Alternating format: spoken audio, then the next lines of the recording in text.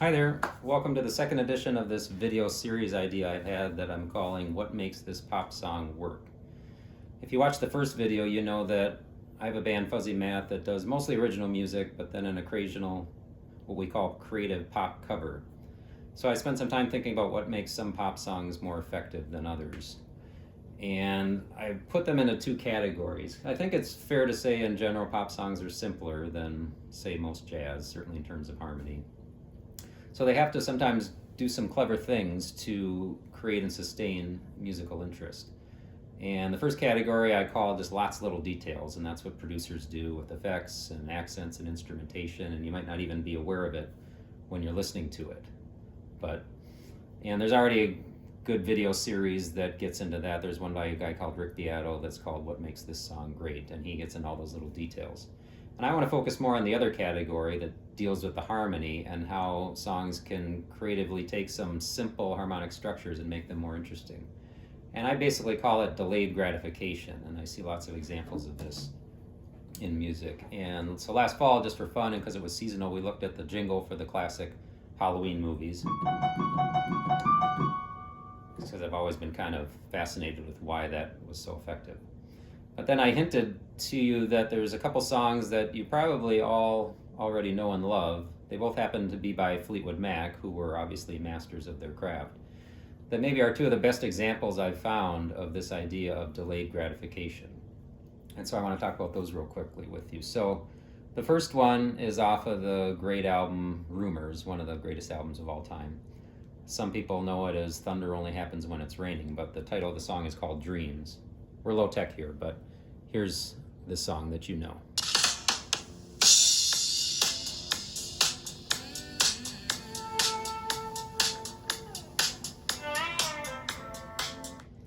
So what's going on in this song? So it's interesting, for about 98% of it, it's just a vamp on two chords. F, just to keep things simple, F major and G major. Over and over. The guitar comes in with an interesting line.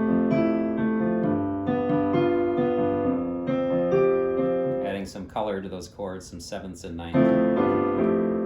But basically it's F and G over and over, and so of course right away our good old brain is trying to decide, okay, what box can we put this in? What's our tonal center? First guess might be F, but the G kind of knocks that out of the water. You know, if we were vamping between F major and G minor, then F might be a more plausible candidate. At least then we're keeping everything in the major scale for F. But with the G, with this, at least in a pop context, that kind of knocks F out of the running. It may be that Fleetwood Mac is setting us up for a delayed resolution, we'd call a 4, 5, 1 to C. That would sound pretty good. But I'm just going to jump ahead and I'm going to tell you this song is in A minor. And how do I know it's in A minor? There was only one other chord besides this F and G pattern that appears in the whole song. We get one A minor for one bar in the middle of the song, in the middle of an instrumental break, which sounds crazy. But I'm going to maintain that once you hear that bar of A minor, you know without a shadow of a doubt, instinctively you've arrived at a home base. And the song just wouldn't be as effective or as powerful or memorable without it, without that one bar. Now, the way Fleetwood Mac sets this up is also super important and really interesting. I'm going to describe it as they use the melody as a governing factor. So we've got this vamp, but we're not exactly sure functionally what it's doing, and then this melody comes in.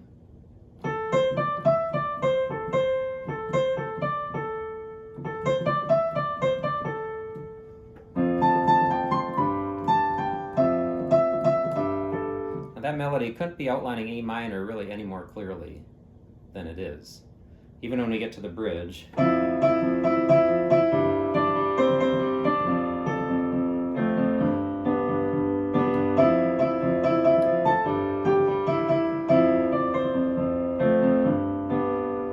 So we got these two things going on, a very clear melody in A minor over these chords that aren't necessarily giving us that, and so our brain is trying to work that out. And then something really interesting happens on the way into the instrumental bridge, like I said.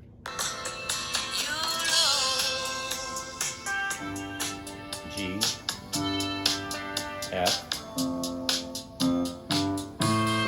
A minor, and then it's gone.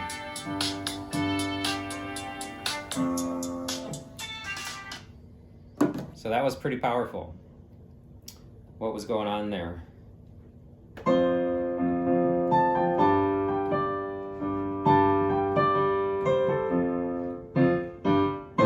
There's your A minor.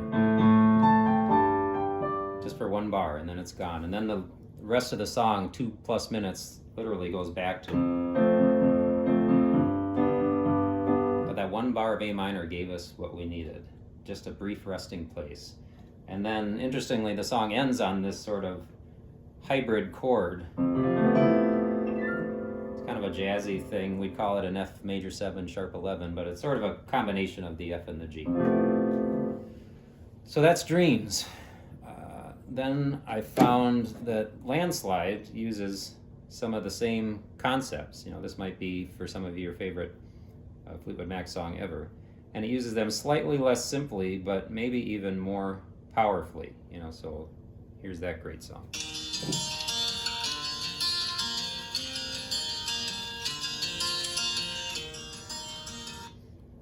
So what's going on in this one? Well, starting out in E flat.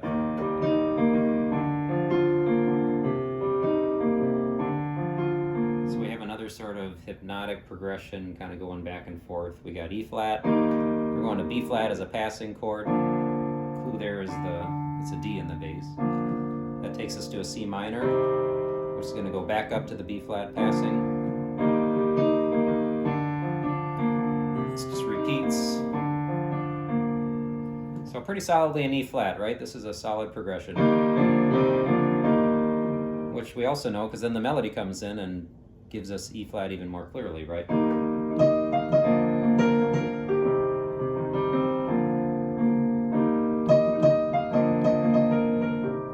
Except, wait a minute, that's not what the melody is doing at all. This is actually the melody.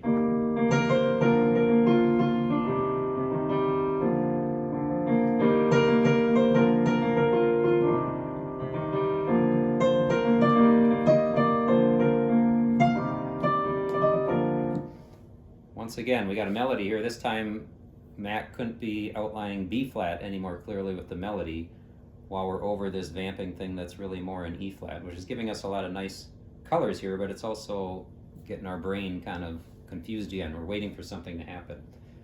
And then something really interesting does happen, this time on the way into the chorus.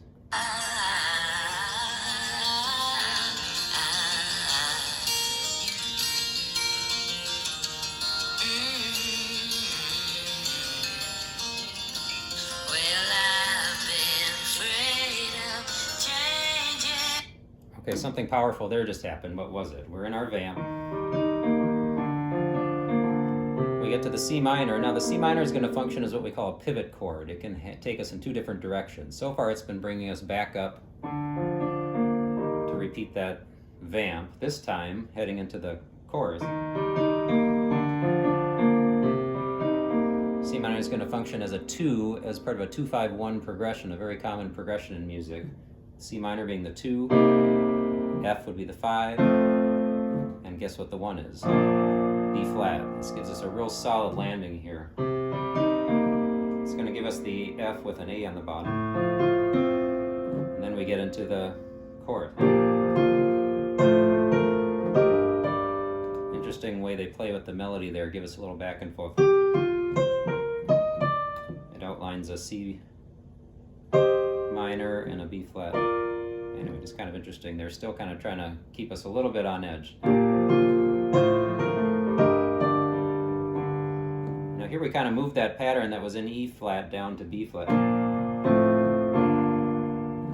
Then we go back to the E flat. C minor, going to act as that pivot chord again, going to F.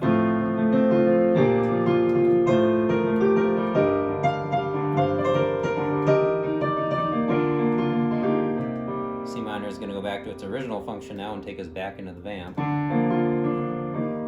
which takes us into a guitar solo, which Fleetwood Mac again uses to outline B flat very clearly.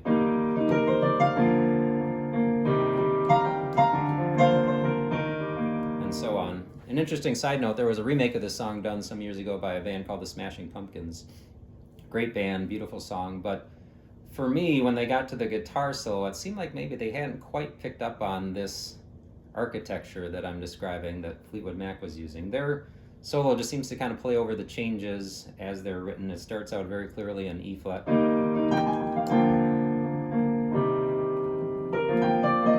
Some cool things happen, but then it gets a little wonky. They start bending some notes, throwing in some flatted notes and stuff. It didn't quite work as well for me. Again, great band, great version, just maybe the guitar solo could have been thought through a little more. I don't know, you listen to it and you decide for yourself. So Landslide goes back to another verse, another chorus, and then just gets back into this vamp.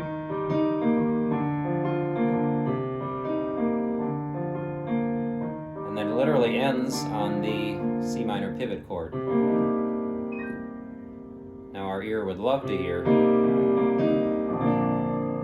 but they're going to hang on this, create a nice ending feeling of suspension and so forth to go along with the gorgeous lyrics, of course, which is why a lot of people love it, about love and loss and growth and courage. But musically, I think that's what's going on with Landslide and Dreams. I hope you enjoyed this. Let me know, and even more importantly, let me know if there's a song you'd like me to take a swing at and see if I can figure out what I think makes it work or maybe not work, and we can have some fun with that. So until then, be good, take care.